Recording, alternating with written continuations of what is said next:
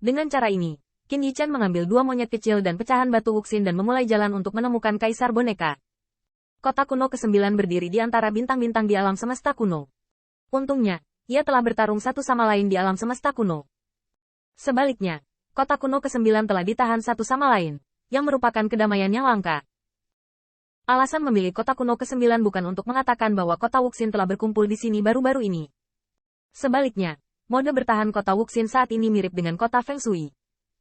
Mereka semua terbang di alam semesta kuno, hidup di tempat yang tidak tetap, dan menjarah masa kini dari waktu ke waktu. Ada pertarungan di alam semesta.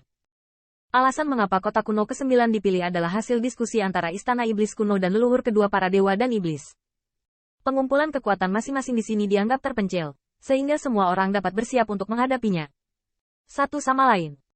Selain itu, menurut perhitungan orang-orang kuat dari semua sisi, selama batu yang tidak disengaja dikumpulkan, boneka itu dapat dikendalikan. Kemudian ketika saatnya tiba, langsung kendalikan boneka itu untuk terbang ke kota kuno ke-9 dan kemudian dibagi. Harta karun. Kota kuno ke-9 sangat megah, tetapi tidak ada larangan atau tentara untuk menjaga kota. Karena kota kuno ke-9 tidak memiliki tuan, tidak ada kontrol hegemonik, dan tentu saja tidak dapat dikatakan dibatasi. Perlahan terbang ke kota kuno ke-9, Bai Guanxing menginstruksikan kedua monyet kecil itu, Jiu kecil, 11 kecil, kamu dan saudara Yue Kong berjalan bersama. Kami berpura-pura tidak saling mengenal terlebih dahulu. Demon Yue Kong sedikit mengangguk, dan segera, melihat jari Bai Guanxing menunjukkan kepingan salju, Qin Yichen tiba-tiba merasa bahwa napasnya telah berubah, tulangnya telah berubah, dan bahkan sajaknya berbeda dari sebelumnya. Meskipun Bai Guanxing masih seorang kaisar sekarang, metode penyamaran pribadinya tidak perlu dipertanyakan. Sebagian besar pembangkit tenaga listrik sulit dibedakan. Naga dan ular bercampur di kota kuno ke-9, sementara Qin Yichen mengikuti Bai Guanxing, dan Yao Yue Kong berjalan di kota bersama Xiao Jiu Xiao 11. Kedua monyet kecil itu melompat dan melompat. Mereka sangat baru dalam segala hal, tetapi mereka terang-terangan, dan campuran naga dan ular tidak dapat memengaruhi mereka. Karena hanya dua monyet kecil ini, Anda dapat melihat sekilas bahwa ini adalah cucu monyet dari Hua Guosan. Dibandingkan dengan ini, Qin Yichen semua tampak jauh lebih lemah. Bagaimanapun juga, mereka tidak menunjukkan kekuatan kaisar mereka. Namun, tampaknya karena kelemahannya, ia dianggap sebagai nelayan di perairan bermasalah oleh banyak orang yang lalim, tetapi ia tidak dianggap serius. Ini memang kota kuno ke-9 sekarang, dan hal yang paling diperlukan adalah mengambil kesempatan untuk mengukir kota Wuxin kali ini, dan juga untuk mengambil tawaran. Misalnya, untuk beberapa kaisar, jika mereka bisa mendapatkan boneka dari alam yang sama, bukankah itu setara dengan kekuatan tempur ekstra? Apalagi kota Wuxin bukan sekedar boneka, baik itu perdagangan dengan berbagai kekuatan atau penjarahan dinasti Ming selama ini. Kota Wuxin telah menjadi rumah harta karun yang sulit ditemukan. Kota kuno ke-9 memiliki banyak istana Dao. Beberapa di antaranya diciptakan dengan kekuatan besar, untuk pusat kekuatan bawahannya untuk menetap di sini.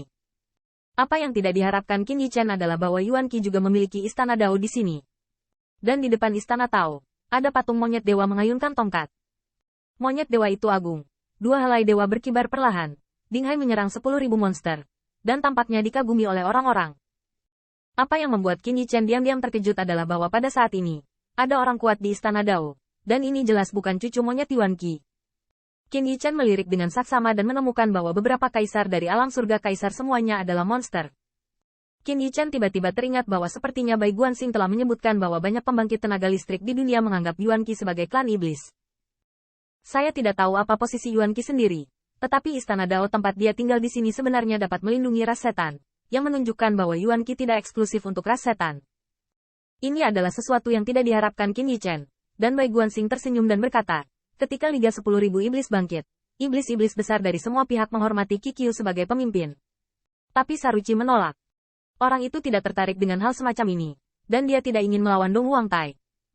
Qin Yichen terkejut, jika Liga Iblis 10.000 bisa menghormati 7 kera sebagai pemimpinnya, itu pasti akan dianggap sebagai kekuatan yang akan bertarung melawan Istana Iblis kuno. Sangat disayangkan bahwa Liga 10.000 Iblis sudah tidak ada lagi, dan Tuan Muda terakhir dari Liga 10.000 Iblis juga telah mengubah wajahnya dan mengikuti dua monyet kecil itu. Dikatakan bahwa mereka adalah monyet kecil, tetapi kekuatan Xiao Jiu dan Xiao Xi tidak kalah. Mereka berdua adalah kaisar di basis kultivasi yang sempurna, dan rambut monyet mereka berkilau. Qin Yichen tidak bisa tidak menebak bahwa 7 monyet di sini perjalanan ingin meminta Bai Guanxing untuk membantu mereka menjadi kaisar. Patung Yuan Qi sangat bersih, dan bahkan pembakar dupa di bawah patung sudah diisi dengan dupa dan buah. Seolah-olah pembangkit tenaga listrik dari surga kaisar datang ke alam semesta kuno. Dan untuk sementara tinggal di istana Tao Yuan Qi di sini, dibersihkan dan menyembah dupa. Xiao Jiu dan Xiao Xi telah bergegas ke istana Dao. Dan dengan kedatangan dua cucu monyet, banyak pria kuat yang menetap di istana Dao bangkit untuk saling menyambut. Menyambut para murid dan cucu yang dianggap sebagai tuan rumah istana Dao adalah satu hal. Kuncinya adalah mengambil kesempatan untuk menyingkirkan 9 yin dari Lin. Itu benar. Penyihir leluhur waktu. Lilin 9 yin juga telah tiba. Qin Yichen tidak perlu ragu. Pengadilan iblis kuno juga harus memiliki istana Dao di sini. Zhu Jiuyin masih terlihat seperti orang tua buta. Duduk di istana Tao. Berbicara dan tertawa dengan iblis-iblis besar kaisar dan surga. Sepertinya sedang mendekat. Melihat ini, iblis besar berdiri untuk menyambutnya. Dan dengan cepat tersenyum. Penyihir leluhur. Iblis 10 mulia sangat kuat. Kami ikan dan udang kecil tidak berani menyeret kaki belakang yang mulia.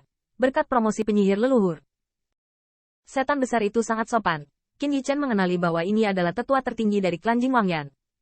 Meskipun dia bukan seorang kaisar, dia juga memiliki seorang kaisar iblis. Klan itu tidak lemah. Ras ini juga telah menjadi pemimpin klan. Liga Iblis 10.000. Setan besar ini sangat sopan dan menghormati Zhu Jiuyin, tetapi penghindaran di antara kata-kata jelas, bergandengan tangan. Bahkan jika kita di sini untuk mengambil kebocoran, kita pasti tidak ingin menjadi umpan meriam untuk istana iblis kuno. Inilah sebabnya mengapa banyak monster besar dari Kaisar Surga Realem memilih untuk datang ke istana Dao Yuan Qi. Bagaimanapun juga, mereka adalah pembangkit tenaga listrik dari Kaisar Surga Realem. Dan itu adalah satu hal bahwa mereka tidak dapat pergi ke alam semesta kuno.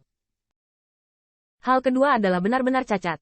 Alam semesta kuno tidak akan memperlakukan mereka sebagai miliknya, jadi tidak perlu merasa tidak nyaman. Dan Zhu Jiuyin juga sangat ramah. Dengan kekuatannya, tidak sulit untuk membunuh banyak orang kuat di istana ini. Tetapi di sini, bagaimanapun, adalah istana Tao dari 7 monyet.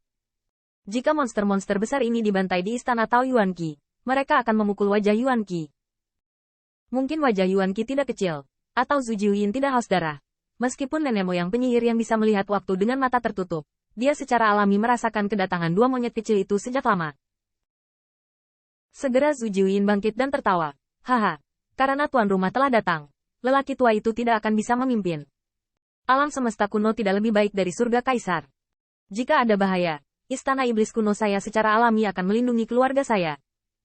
Setelah Zhu Jiuyin berkata, dia bangkit dan pergi. Tepat di waktu untuk bertemu keduanya datang seekor monyet kecil. Yang pertama tersenyum dan mengangguk. Dan matanya yang tertutup menyipit menjadi celah. Seperti alis yang baik.